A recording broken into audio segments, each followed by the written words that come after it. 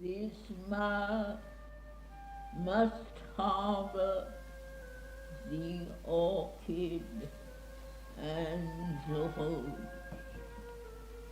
From her blind unwilling substance must emerge a beauty that belongs to happier spheres.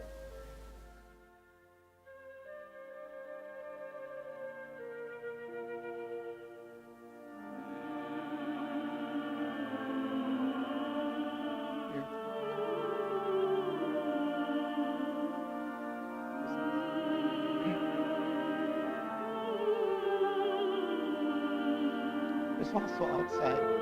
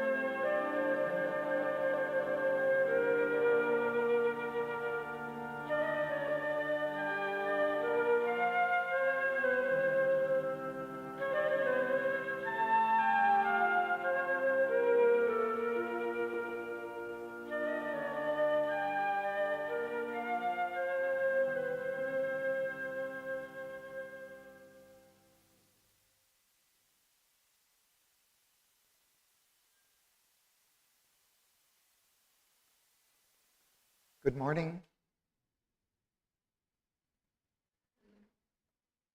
We're reading in Book 2, Canto 2. We've come to page 111 and to line 297.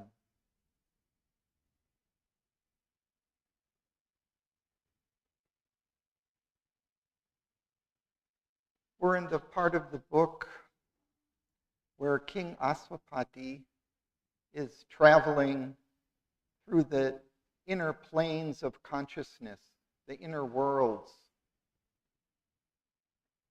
And Sri Aurobindo has described a hierarchy of worlds ranging from matter up to the spirit.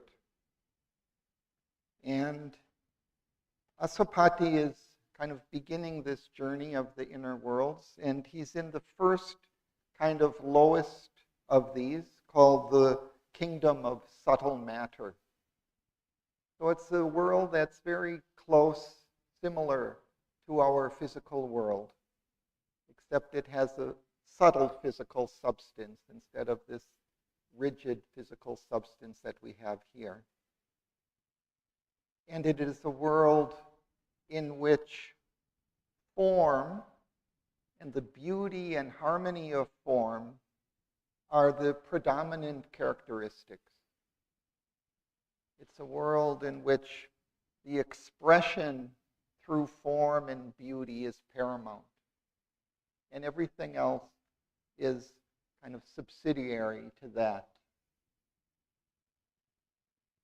But also in this kingdom, there are a range of different levels, and it sinks down and lapses into actually the dense physical matter, and it has also, heights that range upwards towards the spirit.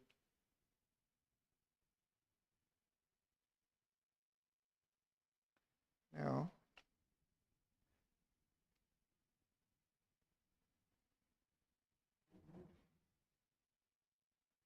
so we're reading from line 297 on page 111. We're in the middle of the page approximately. And we're almost coming towards the end of this canto.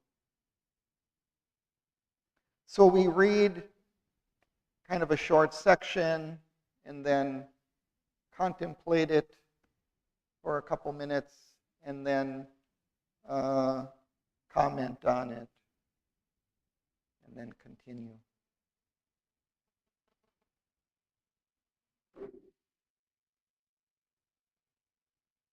So, are you, Sudanya, would you like to begin?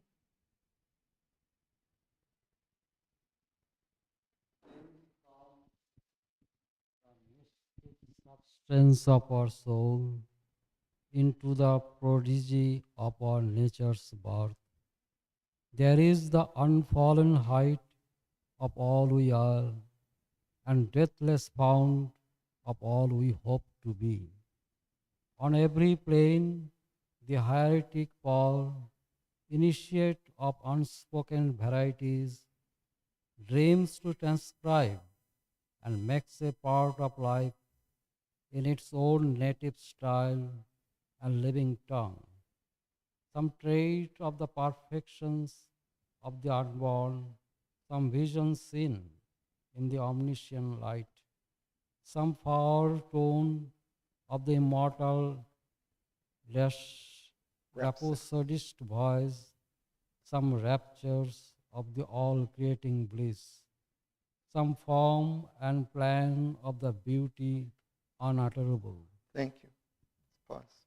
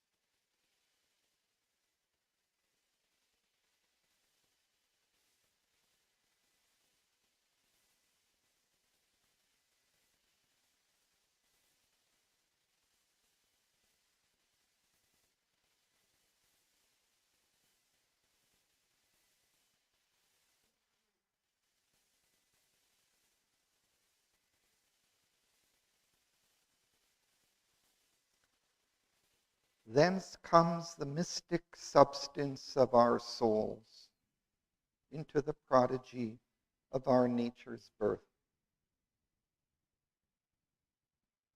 So it is from this world that the substance of our souls comes down into this physical world.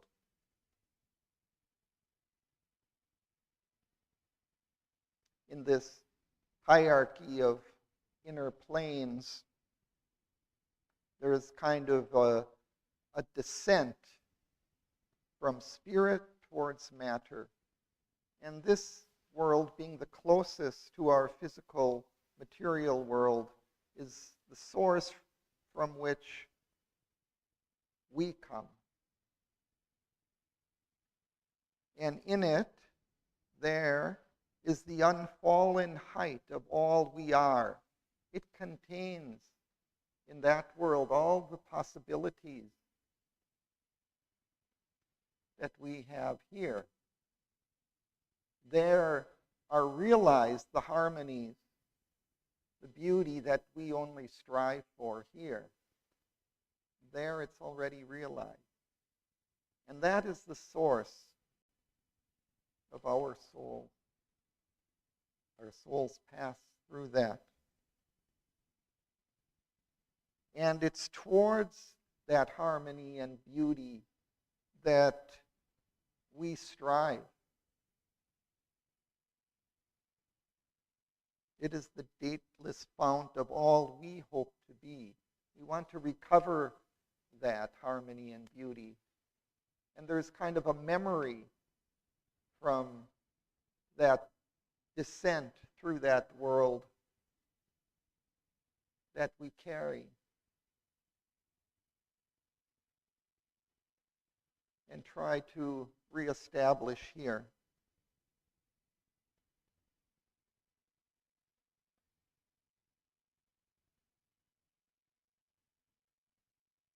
Is on every plane the hieratic power,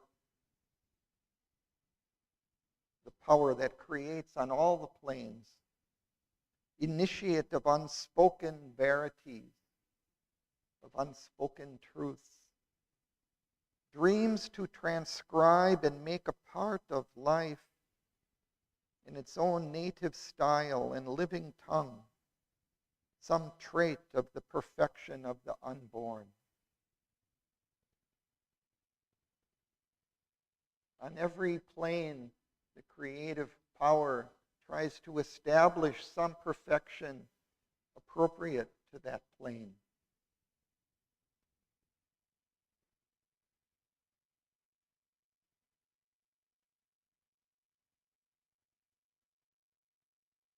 Some far tone of the immortal rhapsodist voice, some rapture of the all-creating bliss, some form and plan of the beauty unutterable.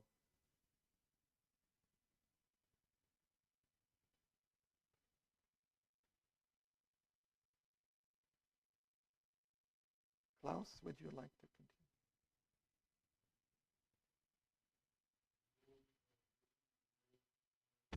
Absolute realms, where the response to truth is swift and sure, and spirit is not hampered by its frame, and hearts by sharp division seized and rent, and delight and beauty are inhabitants, and love and sweetness are the law of life. A finer substance in a subtler mold embodies the divinity earth but dreams. Its strength can overtake joy's running feet, overleaping the fixed hurdles set by time, the rapid net of an intuitive clasp captures the fugitive happiness we desire. A nature lifted by a larger breath, plastic and passive to the all-shaping fire, answers the flaming Godhead's casual touch, immune from our inertia of response. It hears the word to which our hearts are deaf, adopts the seeing of immortal eyes, and, traveler on the roads of line and hue, pursues the spirit of beauty to its home. Thank you.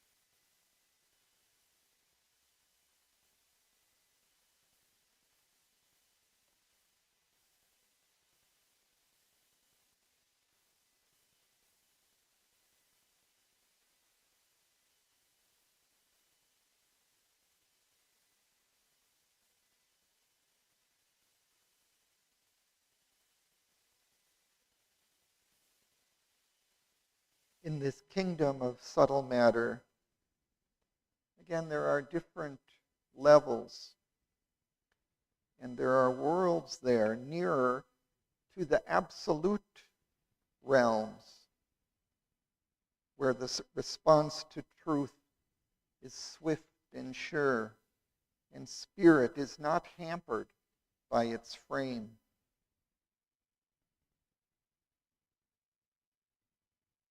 And hearts by sharp division seized and rent.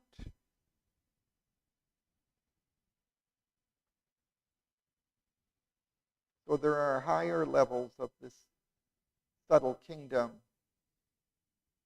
which are closer to the truth, to the spiritual realm,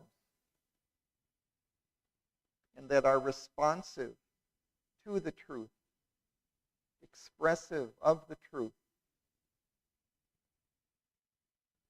which here in the physical world is more difficult because of the materiality of our substance, which slows us down, slows our response, dulls our response.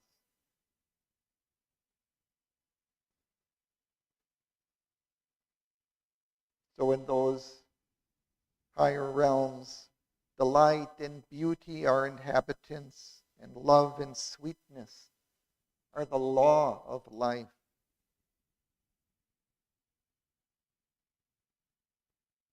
They embody the divinity which we can only dream of.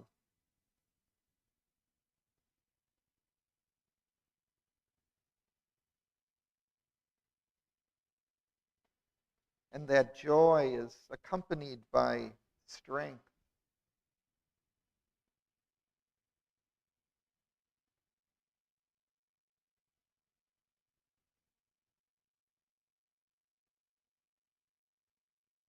And it can capture the fugitive happiness that we desire.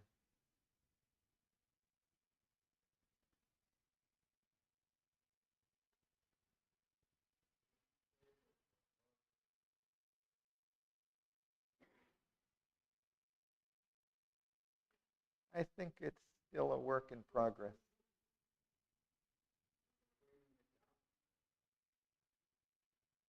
We're trying.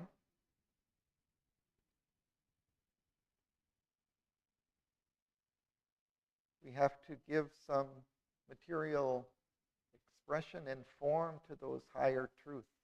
We have to become more pliant, more plastic to their touch, not set in rigid constructions of the mind.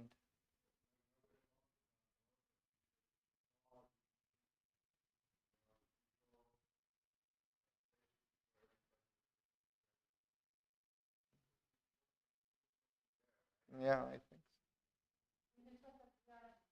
so. Mm.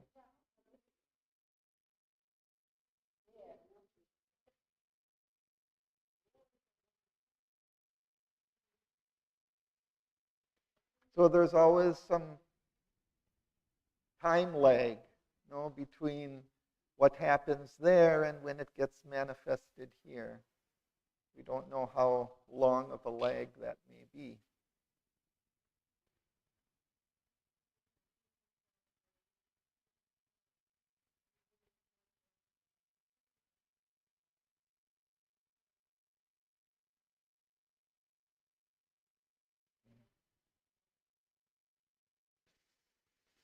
Yeah, we have to find our own soul so that we can open up to these higher truths.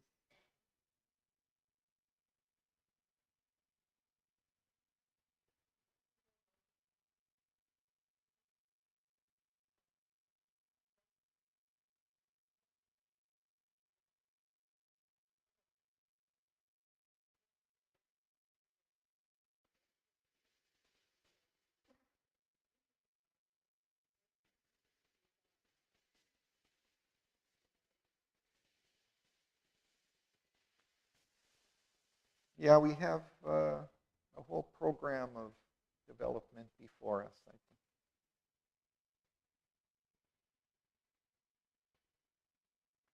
But there, in that world, the nature is responsive to the truth.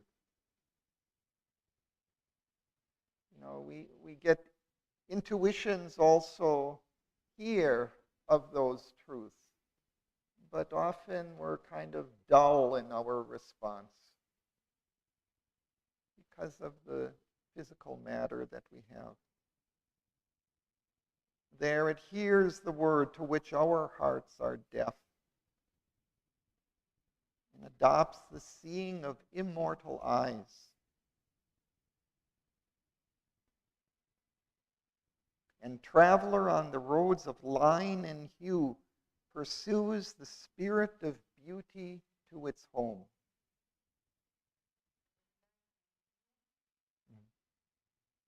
On the roads of line and hue, line and color, it pursues beauty, expressed color. It pursues the beauty to its home. And this is something that's going to be expressed more in the coming lines. This is very important. Pursuing beauty to its origins.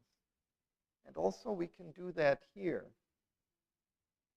We can identify the beauty and harmony in life and pursue that to its origins, because that beauty and harmony is coming from these higher realms.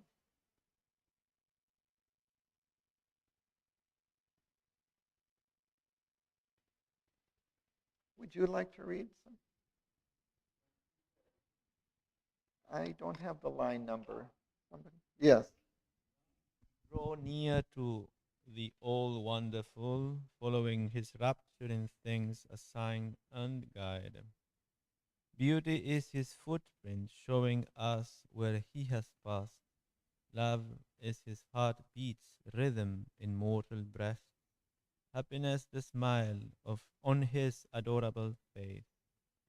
A communion of spiritual entities, a genius of creative immanence, makes all creation deeply intimate, a fourth dimension of aesthetic sense, where all is in ourselves in all, to the cosmic wildness realigns our souls. A kindling rapture joins the seer and sin, the craftsman and the craft grown inly one, achieve perfection by the magic throb and passion of the close identity. Thank you.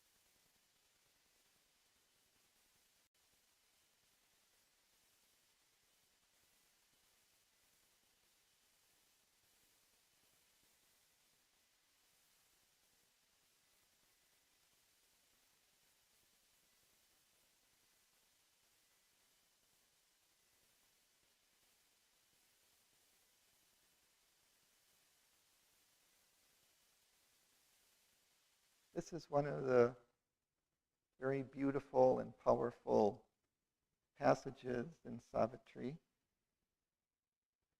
especially this first sentence.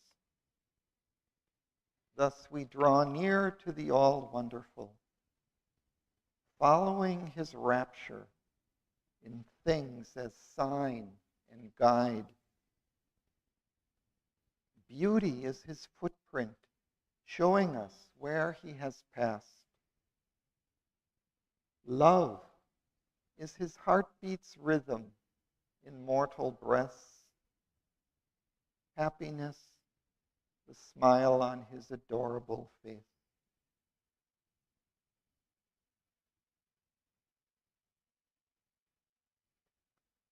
I would like to read a little commentary by Shradavan on this passage, which is quite revealing. He says, "This is the way to come close to the divine as the all-wonderful. By following the signs of his rapture in things, his delight in forms and objects. Wherever we find a trace of beauty, we can be sure that he has passed that way. The love that we feel is an expression of the beating of his heart of delight in our human forms. If we feel happiness, that is like seeing the smile on his adorable face. These are signs that express something of the all-wonderful to our experience. The recognition of beauty and love and happiness brings us near to him.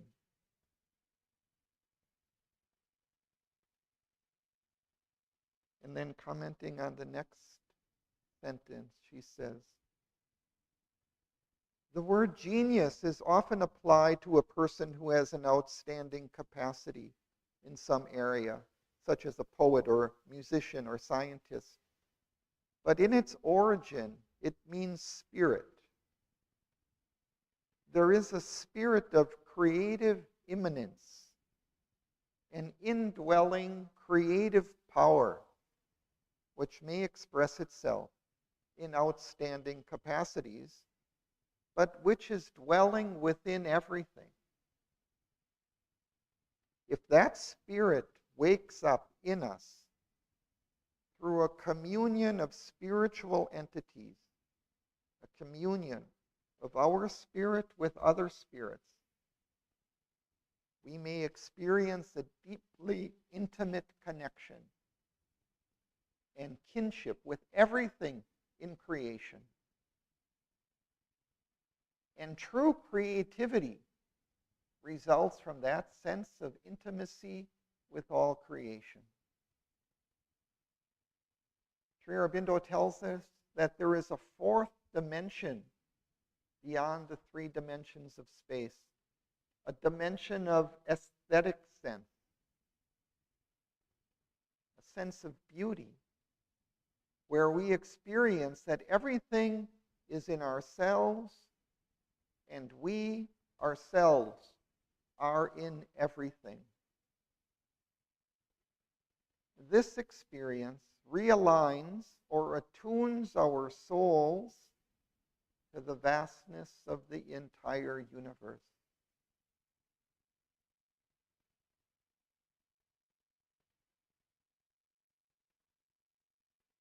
And skipping down a little, she says, the magic throb, the enchanting thrill, and the passion of their close identity enable perfection to be achieved. From the Far East comes the ancient teachings about the Tao, the cosmic oneness, which says that if any human being can put themselves in touch with the universal creativity, that genius of creative immanence, through a particular skill or a way of being and living, then they can achieve perfection in what they do, whether they are a painter or a butcher or anything else. That is the way to achieve perfection. Whatever we human beings produce from our limited selves is necessarily limited and artificial. But if we can establish a connection with the universal creative force, then some perfection can be achieved despite our limitations.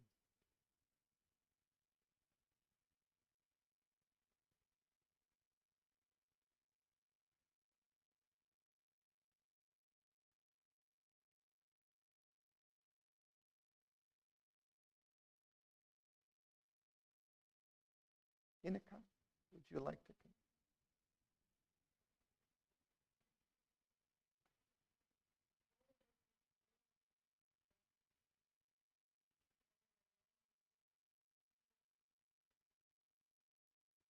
Is there self-born by its eternal right.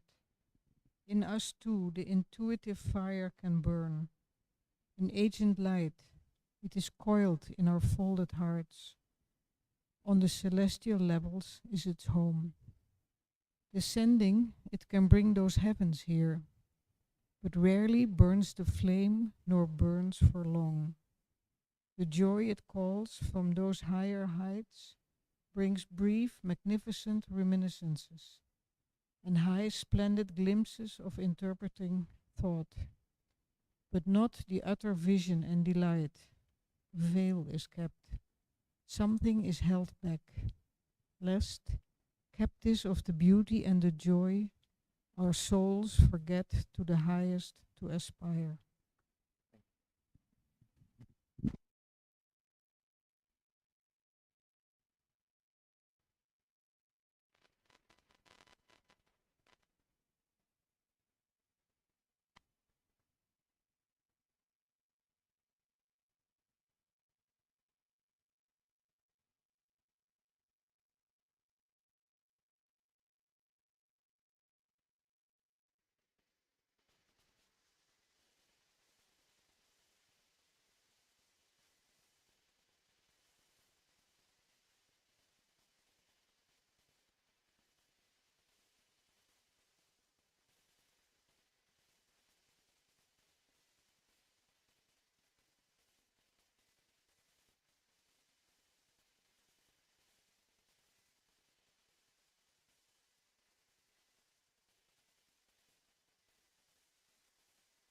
Sri Aurobindo puts in to kind of stark contrast the way of our world and the way of that world. Here, we slowly piece together things, or by long labor, stumblingly evolve. We kind of try to construct beauty and harmony. But there, it is self-born by its eternal right. It's just spontaneously present. It doesn't have to create it or build it.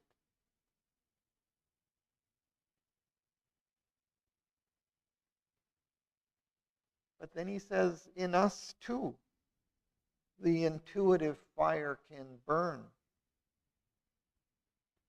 An agent light, it is coiled in our folded hearts.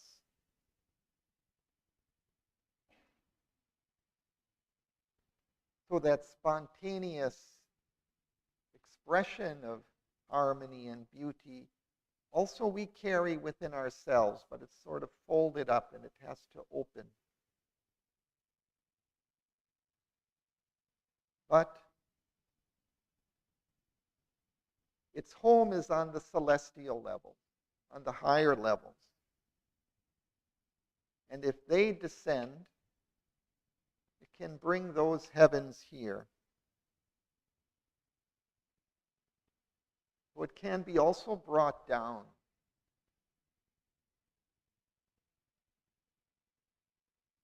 But it's not so easy.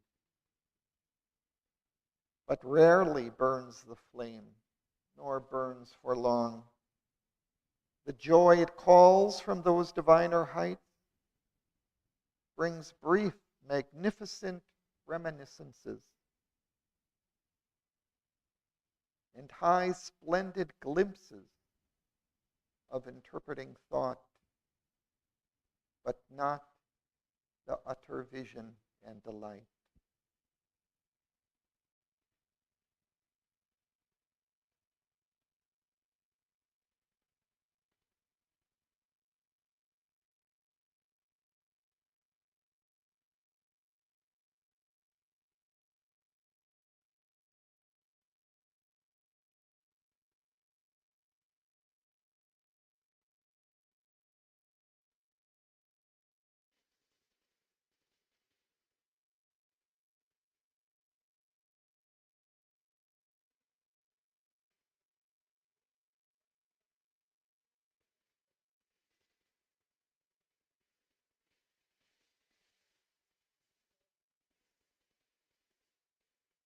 Yeah, he's speaking these intuitions can come down from those realms,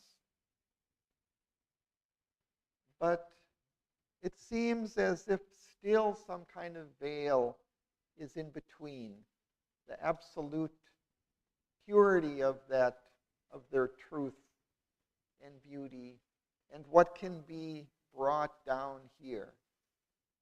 Still something is missing from the absolute height.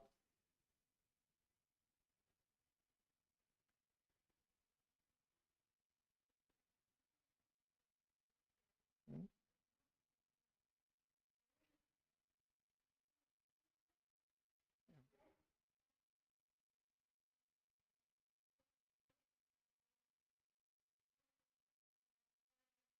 Hmm.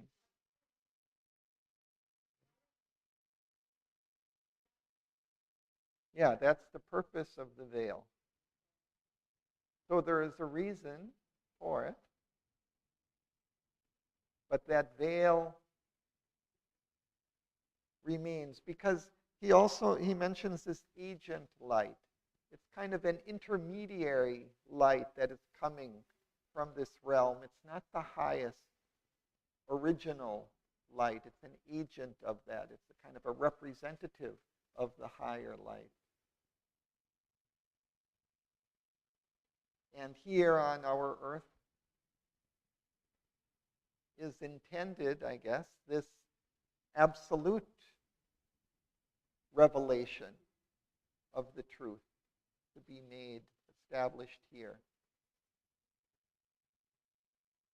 And in that kingdom of subtle matter where the form is predominant, the beauty and harmony of forms is predominant, still, even in that realm, something is still missing. The highest light, the highest perfection is still absent there. And so Aswapati, too, has to go beyond and doesn't feel completely fulfilled in that realm, even though it's a kind of a world of heavenly beauty and harmony and perfection of form. Still something is missing. And that's also something which gives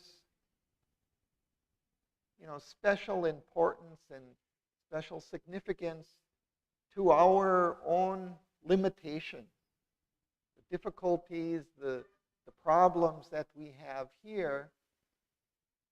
They also inspire us to go higher, to go even beyond this realm of superficial beauty and harmony and truth to something higher, more essential.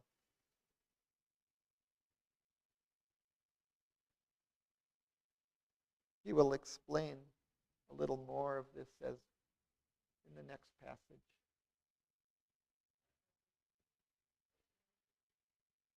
Yeah, I think so. Atar is, it's the absolute truth kind of.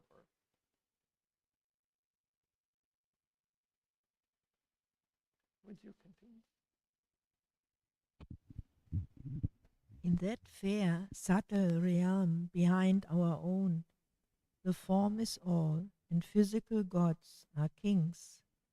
The inspiring light plays in fine boundaries. A faultless beauty comes by nature's grace. Their liberty is perfection's guarantee. Although the absolute image lacks, the word incarnate, the sheer spiritual ecstasy, all is a miracle of symmetric charm, a fantasy of perfect line and rule.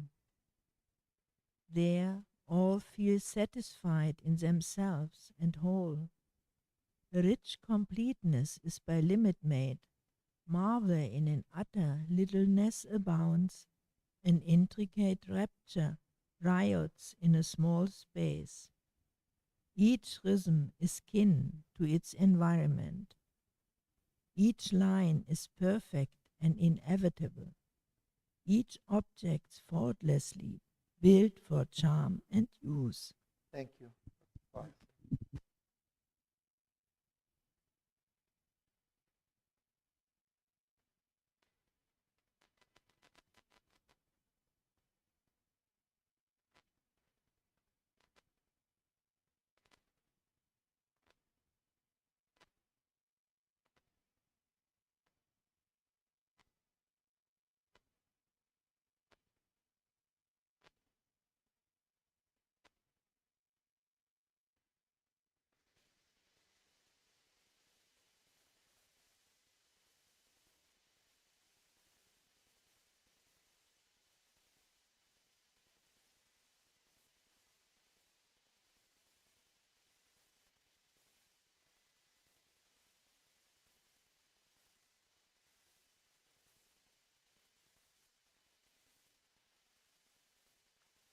On each of the planes of the inner worlds, ranging from the spirit all the way down to this world of subtle matter, each plane has a kind of predominant principle which is effective there.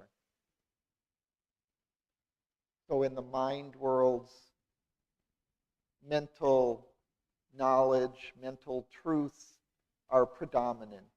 And everything is subservient to that, giving expression to those ideas, to those thoughts.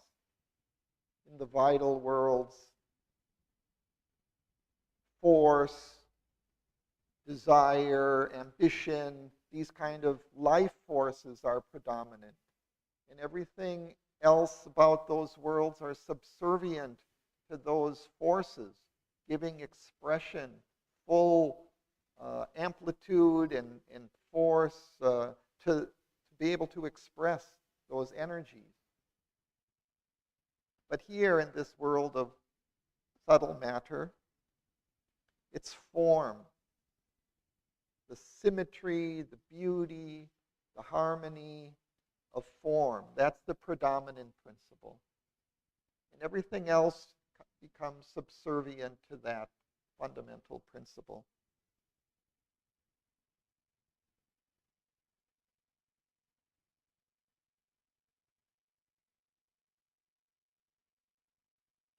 So there all is a miracle of symmetric charm, of fantasy, of perfect line and rule.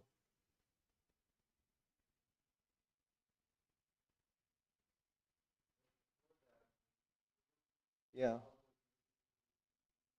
Yeah, I was just going to, that's an important line. There, liberty is perfection's guarantee. So each being, each force has the freedom to express itself kind of fully and completely. Unlike here. We sometimes, feel we want to express something, but are really unable to do it clearly, perfectly.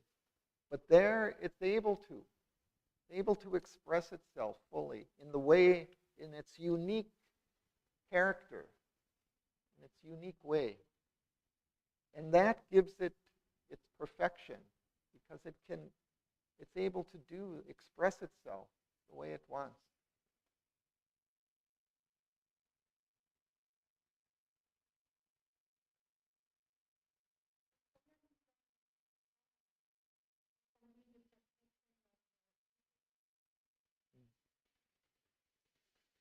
Yeah, even evil has a kind of a perfection there.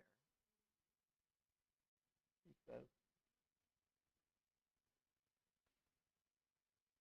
It's a perfection of form, of expression, of what is kind of internal, what wants to be expressed of the spirit within.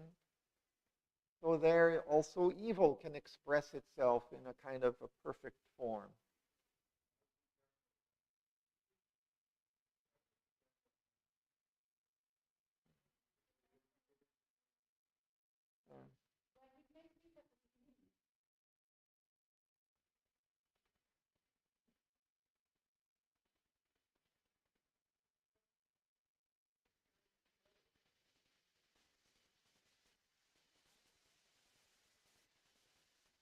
yeah, evil also has a kind of a place in the whole scheme of things. So we like to push it aside and not admit it.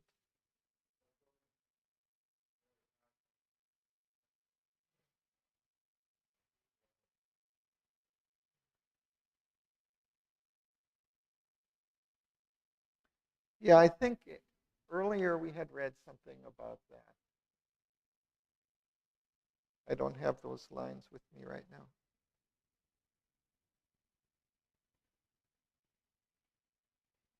But he seems to mostly stress the beauty and harmony of this, and even, love and happiness and these kinds of qualities seem to be predominant there.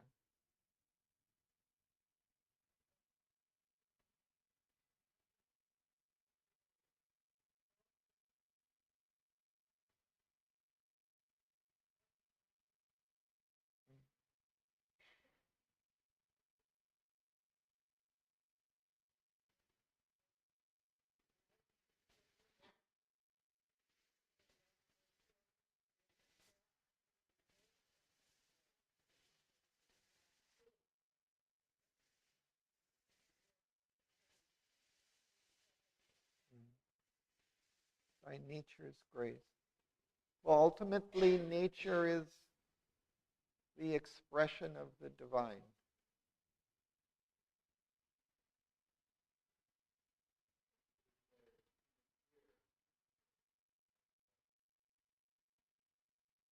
Even here in this world, you mean our world?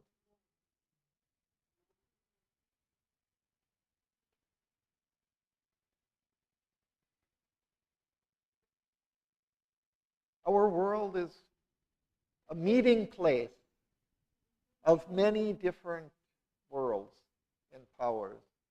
So something from this kingdom of subtle matter certainly is getting expressed here, but also it's in combination with lots of other kingdoms and forces, qualities, principles of existence. All is kind of in a jumble, but in a kind of a cauldron, working itself out into some kind of creative harmony, linking all these different worlds. But surely something of this beauty and symmetry of form is expressed here.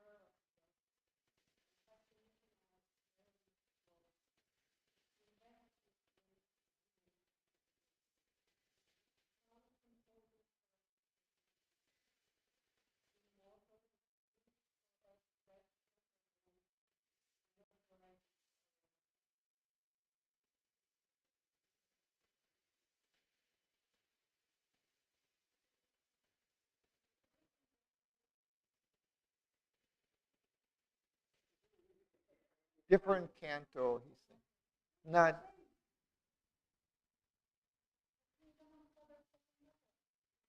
what page?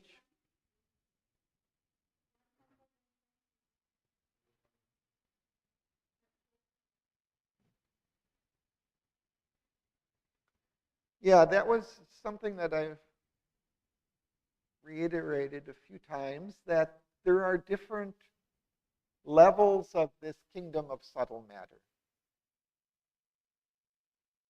So fair on its peaks, it has the dangerous nether levels as well.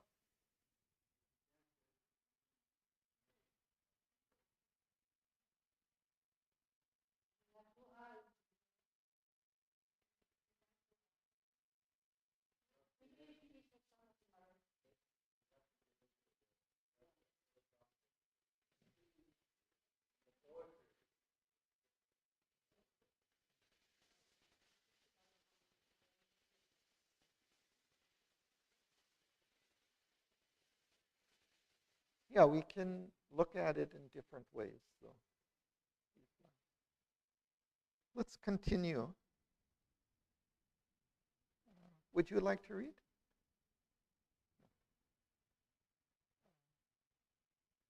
Ma'am, would you like to read? Over here. 1 second, let him come. All is enamored of its own delight. Intact, it lives of its perfection sure, in a heaven-pleased, self-glad immunity. Content to be, it has need of nothing more.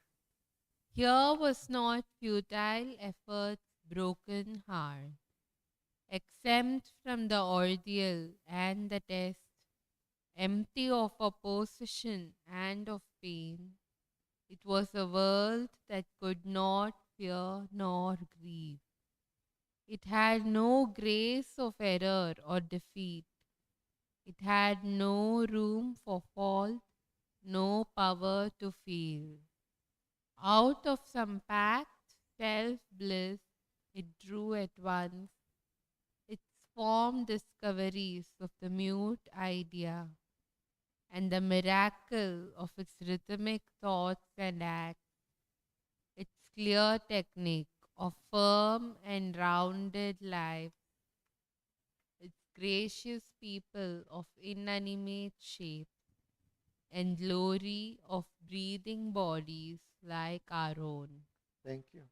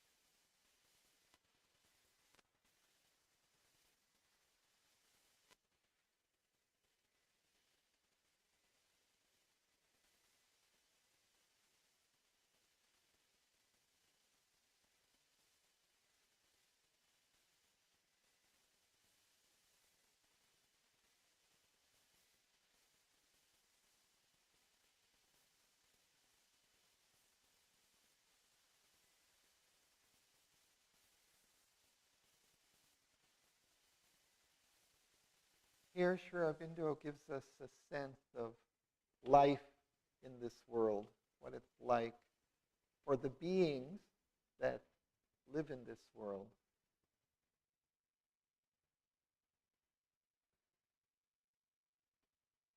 So they're in love with their own delight. They live with a kind of a fullness, intact. It lives of its perfection sure.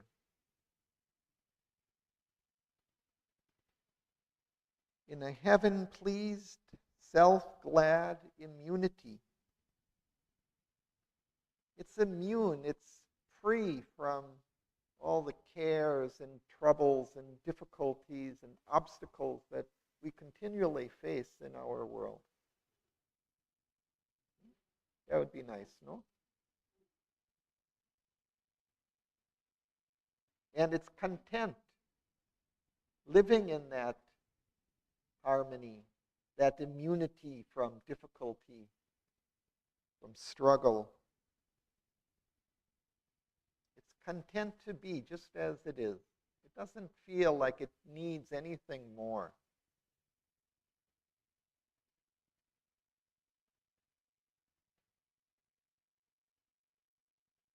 Here was not futile efforts, broken heart.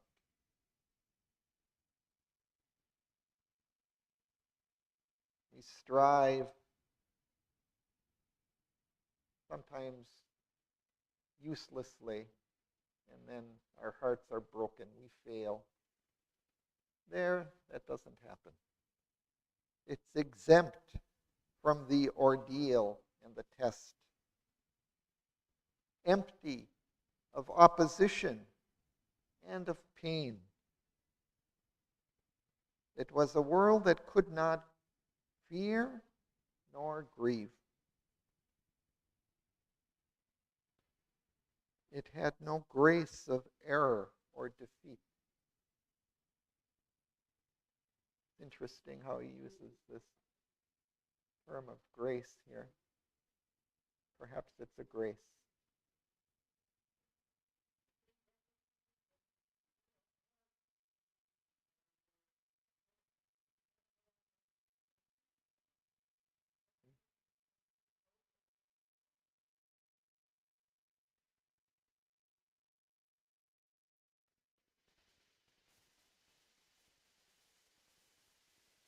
It had no room for fault, no power to fail.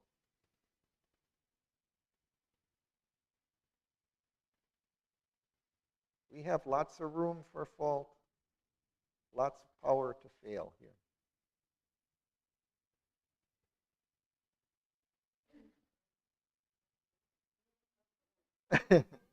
Yeah.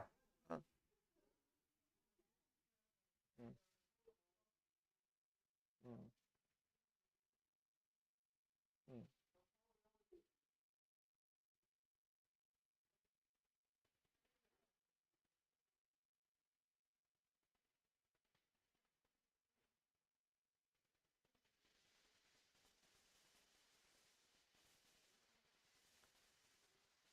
And it's drawing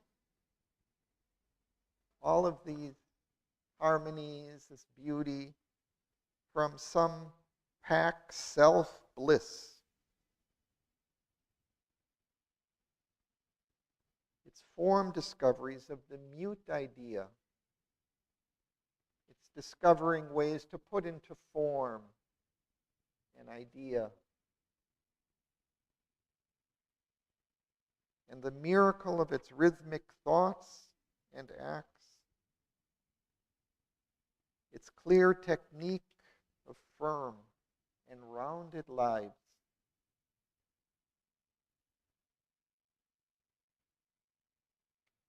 And there's this curious line. It's gracious people of inanimate shapes. I spent some time trying to figure that out. I'm not sure if I succeeded. But it might hinge on this definition of people. And maybe it's not, normally we speak of people as like human beings. But people might be like members of a family or a kinship. So like a group that's bonded together by like characteristics. So maybe these inanimate shapes are not living beings, but they are kindred forms. I don't know. That's only logical explanation I can come up with for this line.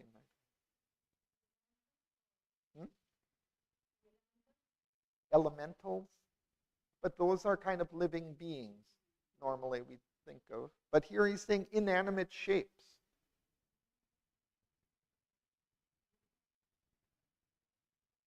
Yeah, so these are without soul, without life. We think of inanimate, we usually think of spirit or soul or life or movement.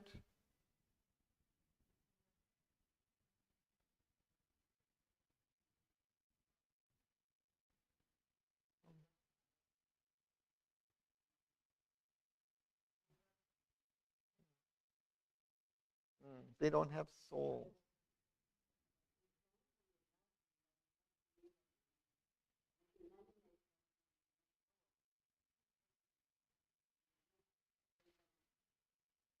That's it. It's an interesting interpretation, I think.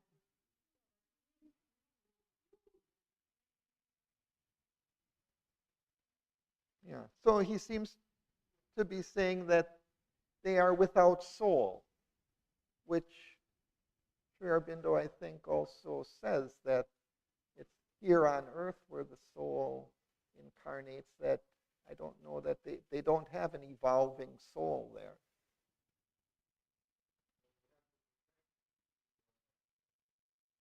Yeah, yeah,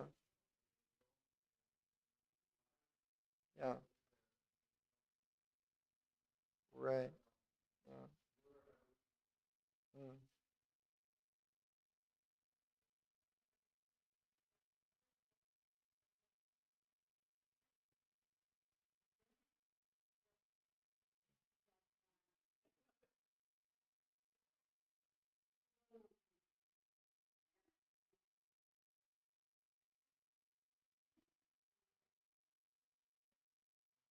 mm.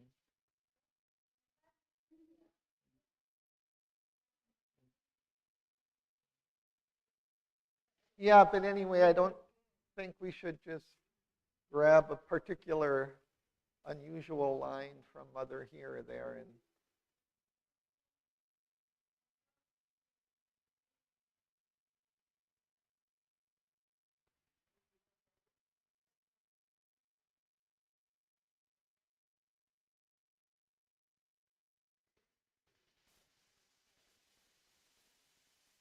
okay. Yeah, right.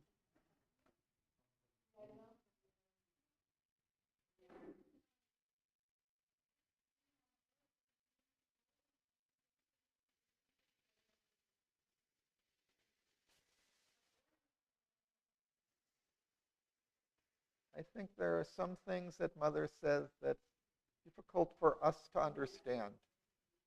We could just kind of leave it like that.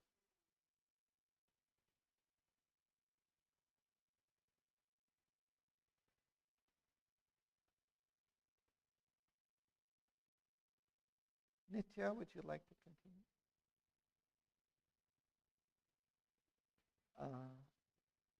Amazed, third line from the top.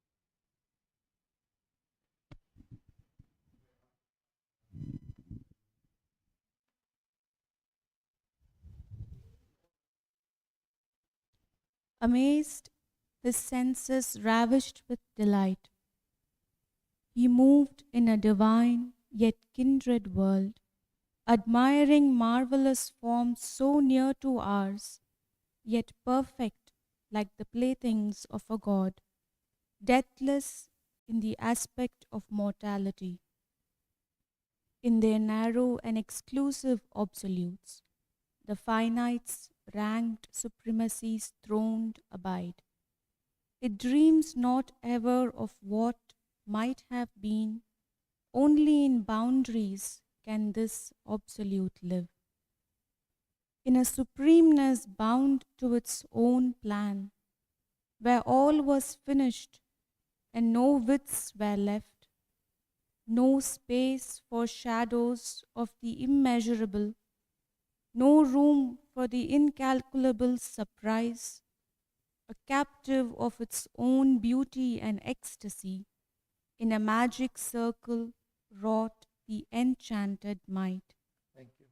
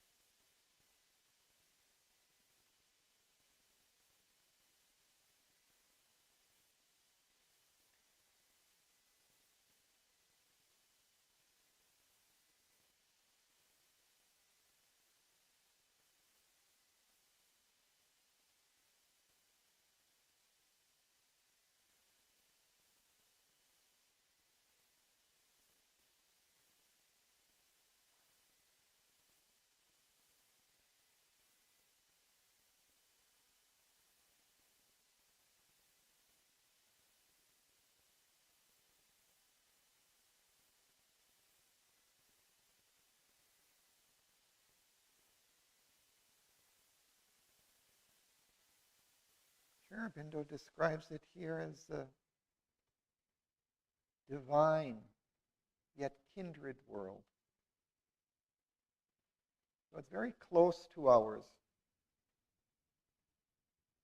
Kindred. But it's kind of divine, at least in form.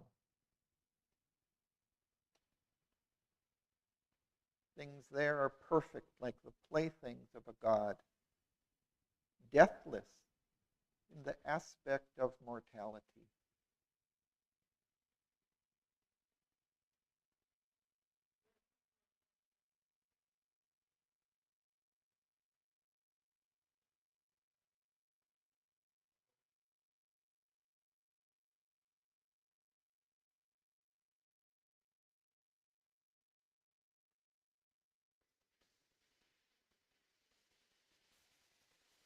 So I'm not sure, but does it mean that the beings are immortal? But they live as if it's so similar to ours, they must have lives kind of similar to our lives, but maybe also deathless.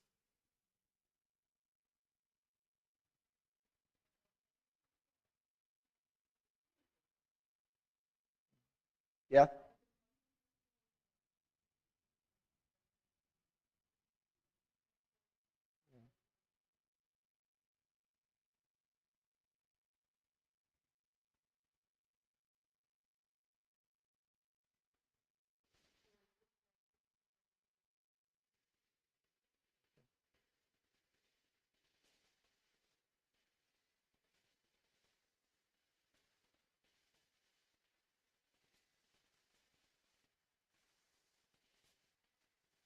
But it's limited and narrow.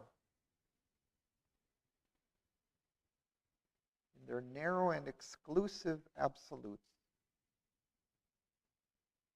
The finite's rank, supremacies, throned, abide. It dreams not ever of what might have been. Only in boundaries can this absolute live. In a supremeness bound to its own plan,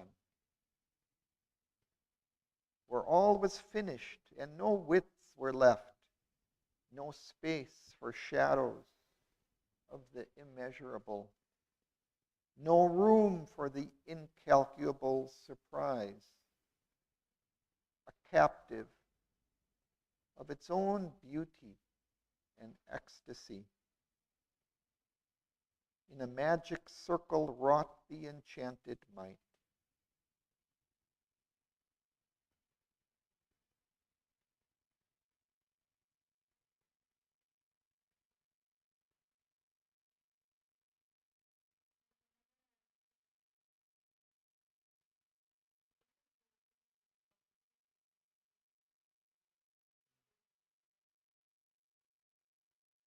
Yeah.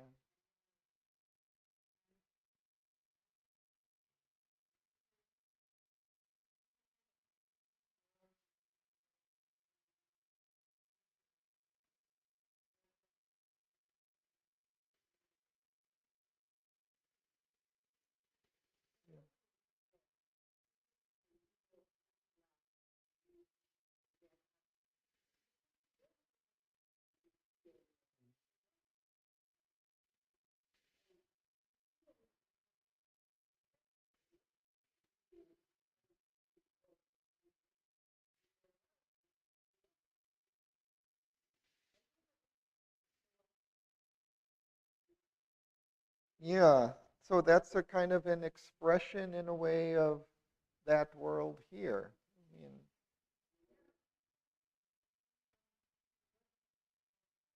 hmm, and it's a kindred world. There's a lot of similarities.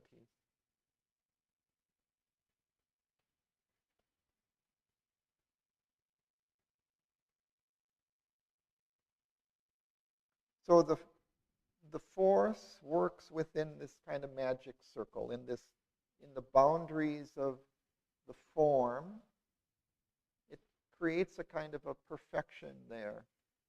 But it's missing some of the higher possibilities, also missing the shadows and the difficulties that we face here, so that, because here we don't get stuck in these things normally. I mean, our souls cannot rest forever satisfied, because we're always faced with some difficulty coming around the corner. Even those who might live in their mansion and live this idyllic life, still outside the gates, there are some problems lurking.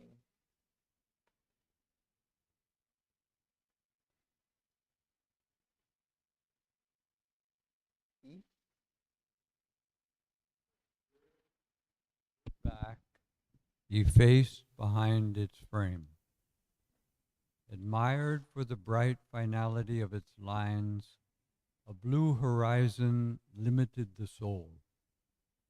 Thought moved in luminous facilities, the outer ideals shallows, the outer ideals shallows its swim range. Life in its boundaries lingered satisfied with small happiness of the body's acts, assigned as a force to a bound corner mind, attached to the safe paucity of her room. She did her little works, and played, and slept, and thought not of a greater work undone. Forgetful of her violent vast desires, forgetful of the heights to which she rose, her walk was fixed within a radiant groove. Thank you.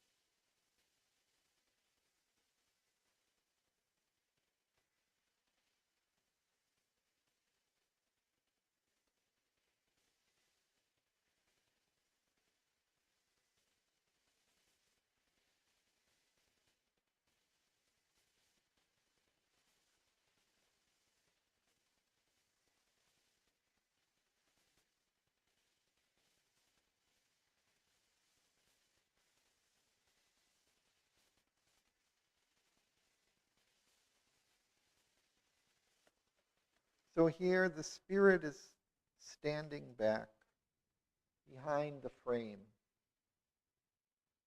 of the outer expression, effaced, not seen, hidden.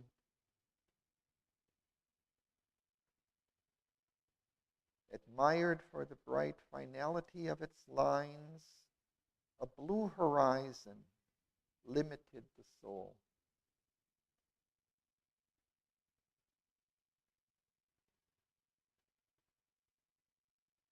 Thought moved in luminous facilities, the outer ideals shallows, its swim range. Thought also was limited to outer ideals. Life in its boundaries lingered satisfied with the small happiness of the body's acts.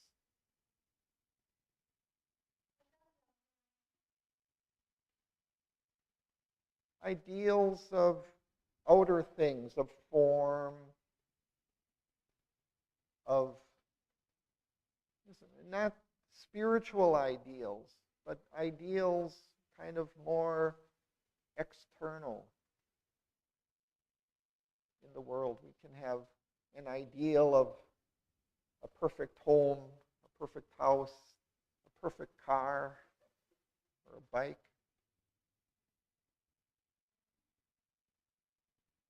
Perfect job.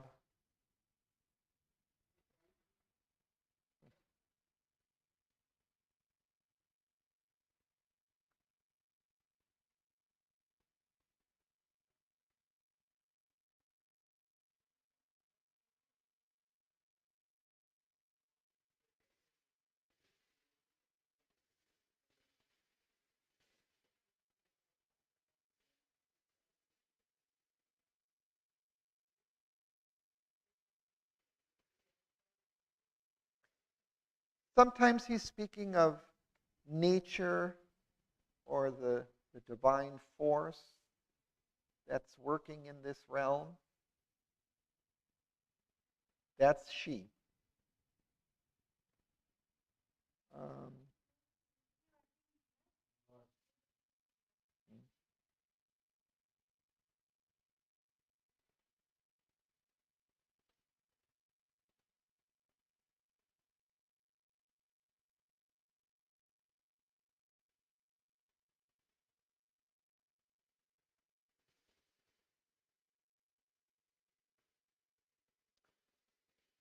so life assigned as a force to a bound corner mind. So it's limited to a particular place in the mind. So it's working in these kind of small confines, small limits of form and shape and expression.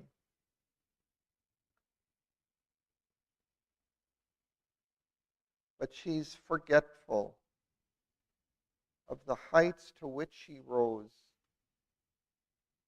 Life, the force, also has much higher heights than this. And these things are forgotten there.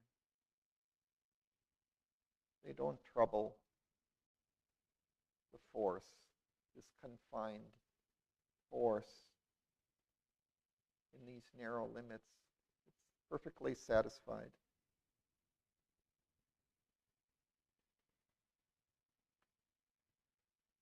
Let's just finish up this canto. Helmut, if you'd like to. The beautiful body of a soul at ease, like one who laughs in sweet and sunlit groves. Childlike, she swung in her gold cradle of joy. The space's call reached not her charmed abode. She had no wings for wide and dangerous flight. She faced no peril of sky or of abyss. She knew no vistas and no mighty dreams, no yearning for her lost infinitudes. A perfect picture in a perfect frame. This fairy artistry could keep his will, could not keep his will. Only a moment's fine release it gave. A careless hour was spent in a slight bliss. Our spirit tires of being surfaces. Transcended is the splendor of the form.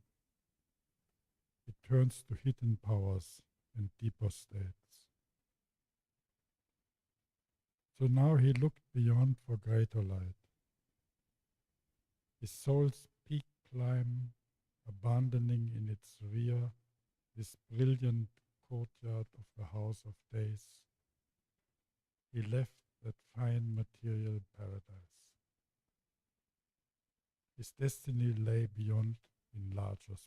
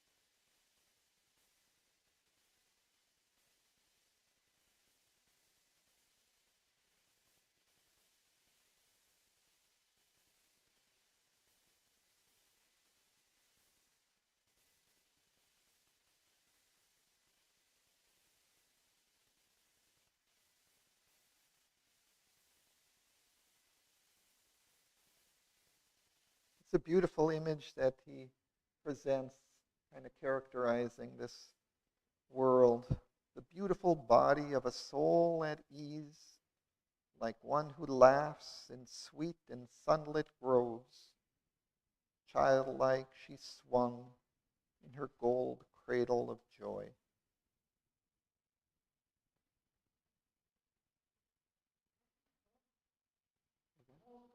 Grove? It's like a grove of trees. It's a set of trees.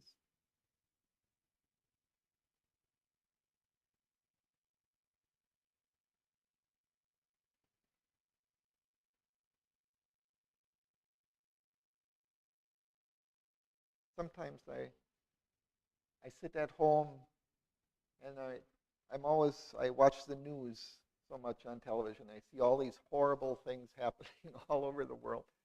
And then there are these teenagers that come to my house from the neighborhood, and they're just like watching these videos on their phones constantly, and they're just like perfectly content and happy and have no idea of all these terrible things that are going on, and they watch these little music videos and dancing and singing and this thing. I'm kind of struck by that.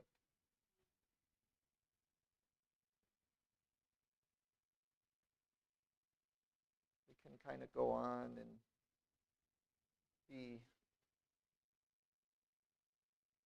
totally removed from all of these difficulties, but also the higher aspiration. Kind of content with small surface joys.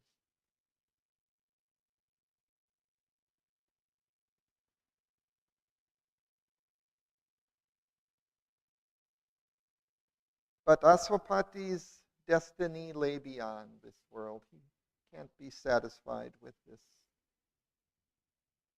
A careless hour was spent in a slight bliss. So he's just traveling through. He spent a short time here, enjoyed the relaxation, the perfection of form, the delights that were there. But he soon gets tired of that and turns to higher things.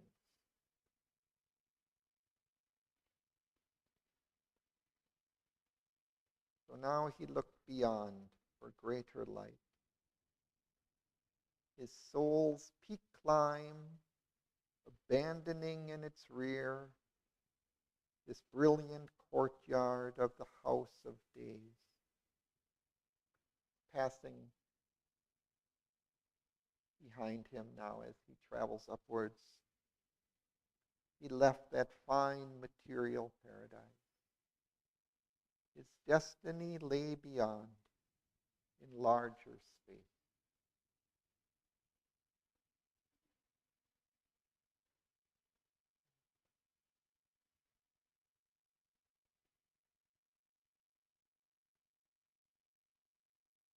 I don't know of any other, kind of references in mythology to that. But I mean, I just think of it here. It's just this kind of realm of perfect life and form. And the house of days. It's full of light and beauty and harmony. But it's confined. It has boundaries. It's like a house. Mm. That brilliant courtyard. Oh, it's the outer realm of that. So that house of days might be referring to something higher. Mm.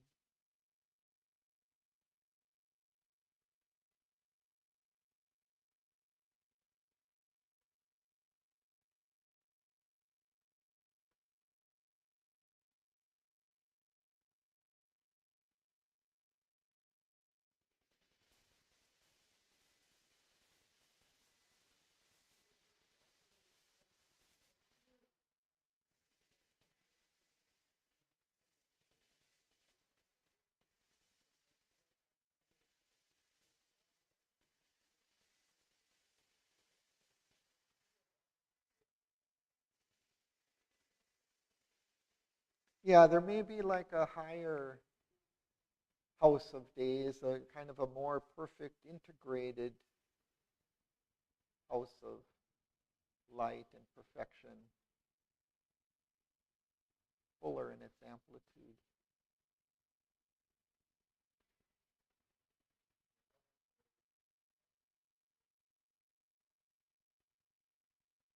Life. Light or life?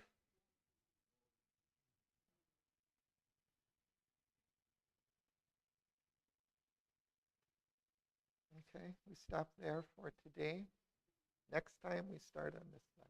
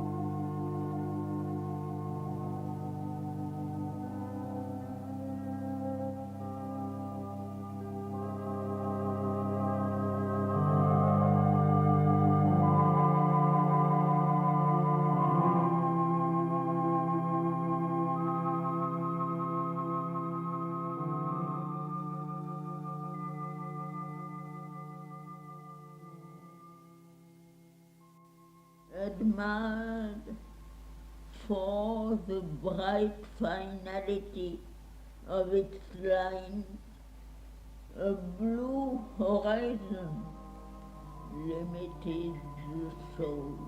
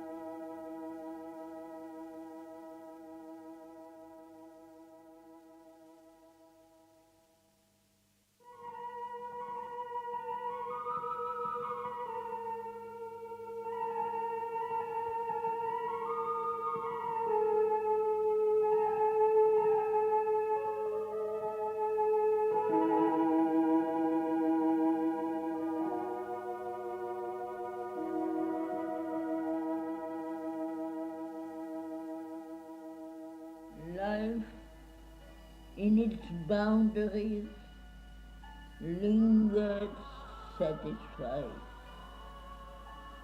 The beautiful body of a soul at ease,